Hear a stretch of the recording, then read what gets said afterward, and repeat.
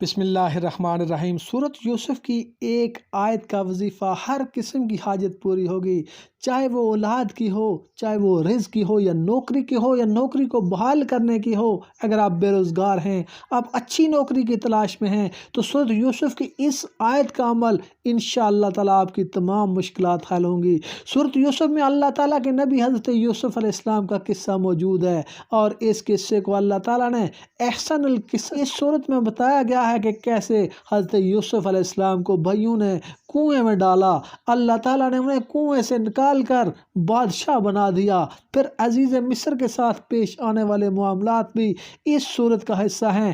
سورت یوسف کی تلاوت تمام جائز مقاصد کے لیے کریں، اور ظالم اور جابر شخص کو رائے راست پر لانے کے لیے یہ عمل کریں۔ اگر کوئی شخص اپنی ملازمت سے برطرف کر دیا گیا ہو، معزول کر دیا گیا ہو، تو وہ اس عمل کی برکت سے انشاءاللہ تعالیٰ بحال ہو جائے گا۔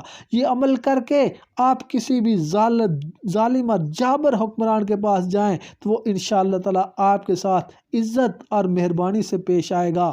اگر آپ کو ذاتی گھر کی ضرورت ہے اور کسی بھی قسم کی حاجت آپ کی ہے، رشتوں میں بندش ہے، رکاوٹیں ہیں، تو اس عمل کی برکت سے انشاءاللہ تعالیٰ تمام رکاوٹیں دور ہو جائیں گی۔ کسی بھی فرض نماز کے بعد اس عمل کو کریں، اور سورۃ یوسف کی آیت نمبر 80 فَلَنْ أَبْرَحَ الْأَرْضَ حَتَّى يَأْذَنَ لِي أَبِي أَوْ يَحْكُمَ اللَّهُ لِي وَهُوَ خَيْرُ الْحَاكِمِينَ۔ میں یہاں سے نہ ٹلوں گا یہاں تک کہ میرے باپ اجازت دیں، یا اللہ تعالیٰ مجھے حکم فرمائے، اور اس کا حکم سب سے بہتر ہے۔ صرف اتنی پڑھیں، آیت کو آپ پڑھیں، اول آخر 3 مرتبہ درود پاک پڑھیں، اور 33 بار سورۃ یوسف کی آیت نمبر 80 کو آپ پڑھیں۔